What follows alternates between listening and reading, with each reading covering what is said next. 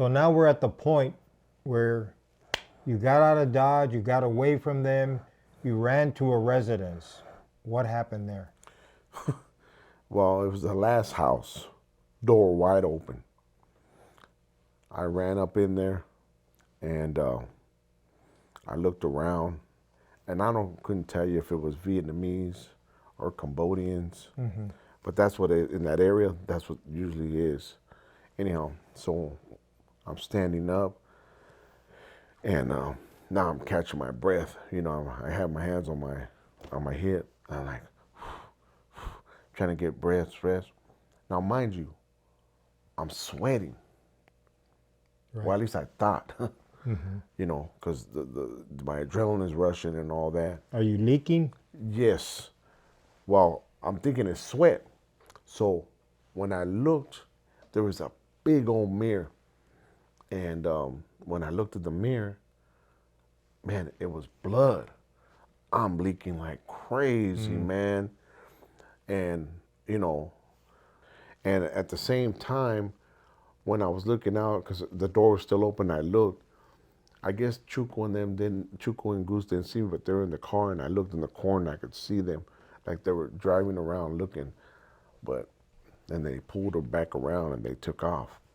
And I'm thinking, oh man, I wonder if they got the gun fixed already, you know what I mean? And what if they, start blasting these people, I'm the target, you know what I mean? Yeah. Anyhow, so the ambulance comes, San Jose PD comes, one officer, no, two officers, one drives, and they put me in the patio, the ambulance, and he starts asking me all kinds of questions, but I don't say anything. Right. I don't talk. You know what I mean? So he's trying to figure out. He thinks I'm mute, so he's just trying to understand this, and he's talking to the paramedic, and like, he's checking me. He goes, where else did he get it anywhere else? And he was just like, what, trying to figure this out, you know what I mean? And so what I did was, he had his pen, so I grabbed the pen, and I wrote my ex-wife's number, gave it to him. So he calls the number, and I can hear the whole conversation. Now, mind you, you might think I'm in shock. Probably, man. I don't. At the time, I'm not a analyst as far as that what is supposed to happen. When trauma like that happens at the time. So Right. because the phone, he's talking to her. So yeah, we got this guy. He's all tatted up and whoop whoop whoop, and he just gave me this number. And now my ex-wife is tripping. Like, what? Yeah, it gives me this description. Tells them who what I look like and all this and that, and next thing you know, she hangs up. Well, he's going to the San Jose hospital, and so I get there. My ex-wife's there, my mother-in-law, my own mother's there, my loved ones are there. That fast, and I'm not saying a word. So they put me on a bed, and trying to figure out. And so the doctor's here telling me, this dude just got hit in the head, and the odds of him, we don't know what's going to happen. We can't put no, what's that, anesthesia, no things, because we have to take him to inside the emergency room because to try to take this out. And but I'm going to tell you right now, I'm cautious the whole time. And the doctor says, well, this doesn't look good, I mean, the odds of him living is, it's real slim. And, You overheard that? yeah, I can hear the whole conversation. Remember, the whole time from when I got shot, I heard everything that was said. And so then the squad comes, the gang task force come, and they're trying to talk to me, and I'm just not saying a word. And I can hear everything. I can hear my mother yelling to, and then my ex-wife's yelling, to the doctor, and well, do something, let's get it in. And well, he might be a vegetable, blah, blah, blah, all these scenarios, that's what's going to happen to me. So they roll me down the corridor, and I ended up going into surgery. After that, I really forgot. Yeah. I don't know what happened after that. So how long after that? Okay, you survived. Thankfully, and like you said, you know that the Lord had your back.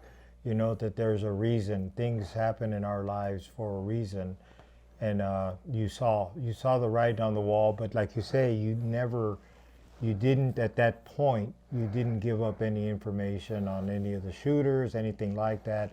And then at some point later, they arrested you or they pulled you in on some charges. Yes, yeah, some other charges years later, Right. and then that's when Operation Black Widow came, and then that's when I got indicted. Right. And You ended up doing some time. yes, I did. Wow. And How much time did you do? I ended up doing 21 years 21 in years. federal prison. Was that a RICO? It was on a RICO, yes. RICO conviction prosecution.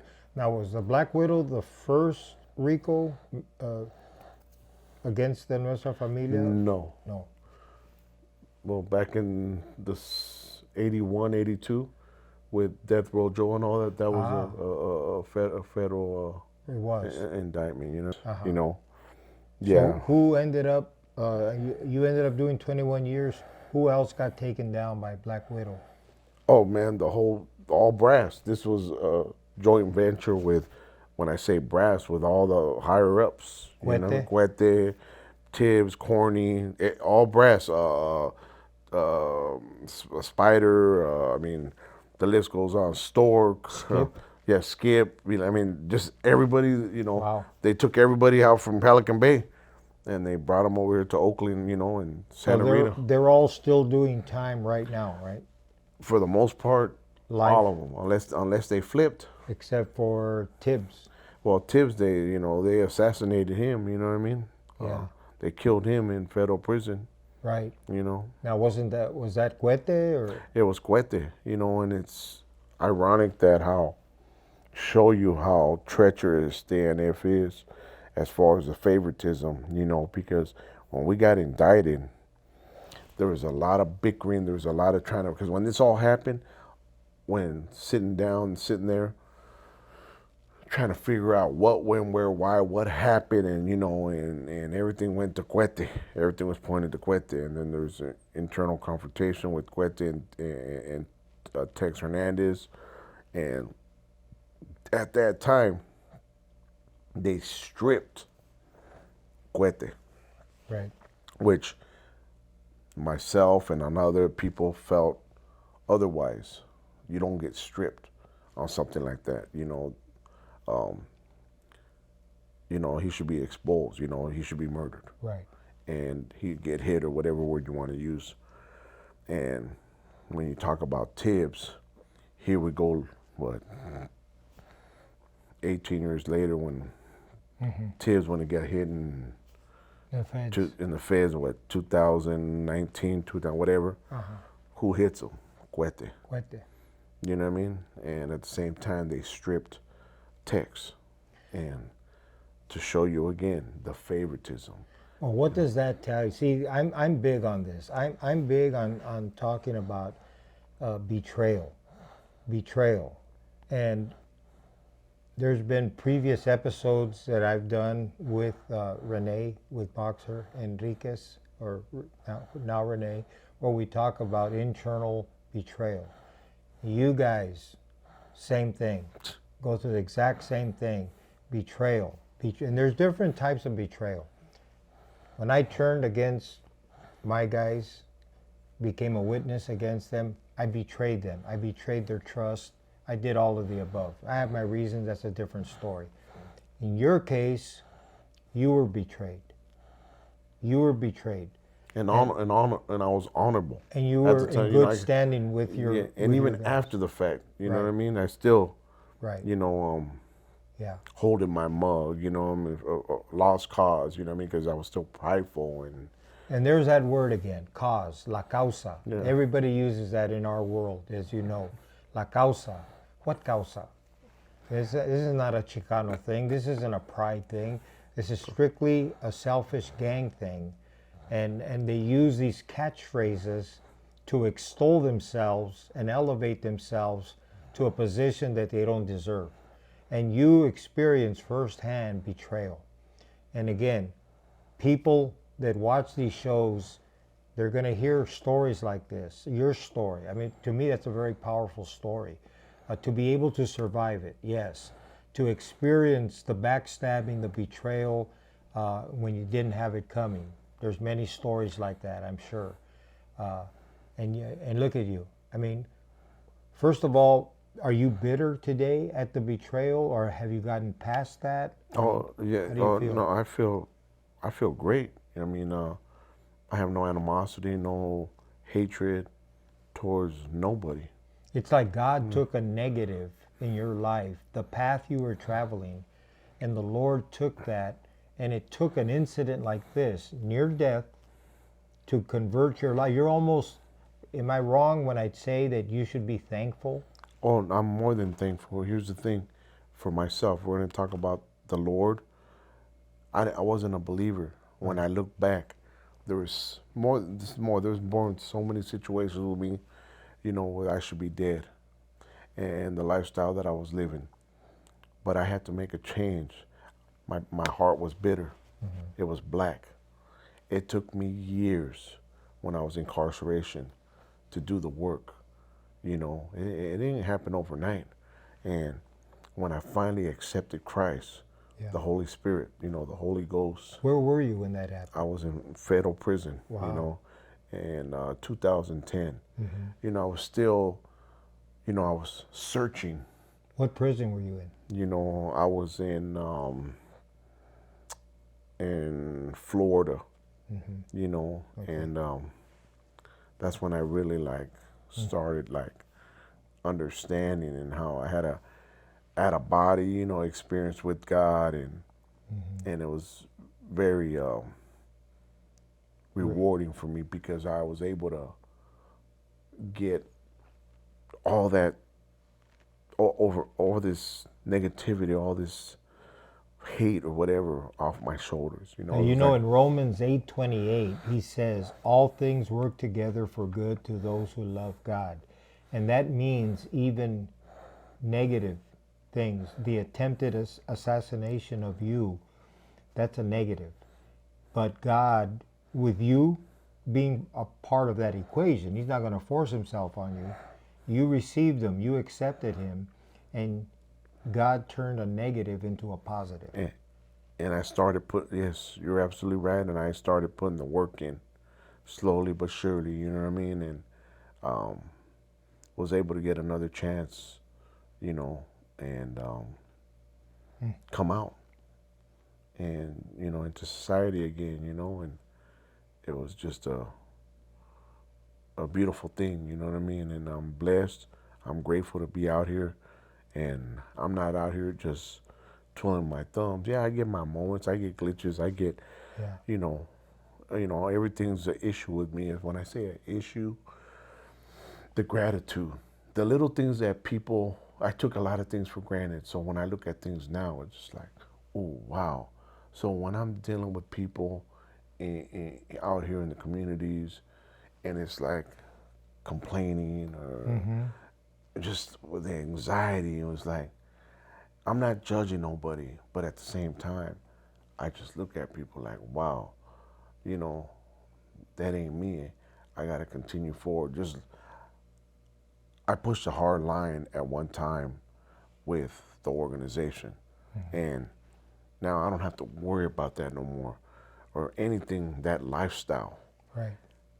Now I'm pushing a different line, a hard line to you know, either help people or, you know, be a light and show, lead by example with my, not expressing my testimony or like they say, redemption, you Right. know, Right. but at the same time, yeah, I did when you talked about, I think it was yesterday, about what happened. It's done. It's washed. Right. You know, and here I am in society, blessed, A new person. a new person, good community. You know, surrounding myself with fruitful people, where, you know, I don't have to look behind my back, or, you know, yeah, like I said, I go to therapy. I'm doing the work. You know, I've done everything I can to make a change. People say, well, yeah, I go to church. Oh, I go, you know, on Sundays. This is not part-time. Right. This is a full-time commitment. Just like I put my all that energy, all that stuff, like you said, with the fellas and stuff, that lifestyle. Yeah. Nah, I put everything into this new lifestyle that I'm living, you know. And I think it's important for me and for other people understand. People looking at me now, and I'm dealing with a lot of people, and they see it, and all I can do is, you know, lead by example, you know. And So what are your feelings right now? What are your thoughts? An ex-familiano talking to an audience with an ex-emero, Mexican mafia member, myself. And we're new people, we're brothers in Christ, common experiences as far as turning our back on that life, different paths, different events that took place in our lives. How do you feel us two delivering this type of message? I feel blessed, you know, to be around, you know. I've had conversations with you over and over, and when I see things, you know, and I'm not going to get into the, I guess you would say, again, the politics and how people perceive things. There ain't no difference between you and I, as far as what I mean by that is, you know, the world itself. You did what you did, I did what I did. Like you said, it's a new path. We're past the set tripping. All that, and exactly. Not only that, we have one thing in common at the end of the day, Right. and that's the Lord. Right. And it's like you can't say, well, Chango or Jay, I love Jay, but I don't like Mundo, or I love Mundo, but I don't like Jay, because we believe the same thing. And this is, I think it's important when the audience could see and understand this. You know what I mean? There's no difference. It's a new life. You're out here, you're functioning, you're in society, doing what you're supposed to do. Right. And what you did in the past is irrelevant. But our past is what we make us who we are today. And I think that's important. And can I sit there, you know, and talk about redemption, or, you know, people ask me, do you regret anything? How am I going to regret something that I didn't even understand? I didn't even have the capacity of what was right, because that's all I knew is hurt. Right. You know, if I hurt somebody, he had it coming, or Right. whatever it was. You know had what I mean? blinders on. You were So it's like operating blindly. it's all I knew. So, and I'm not asking for sympathy or to oh no. We're educating. We're explaining. That I'm trying to exactly, and to show you guys that how there's no excuse.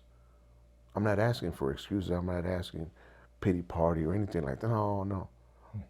I know exactly what I was like doing. And yes, we talk about having remorse, empathy. I didn't know them words. I understand it now.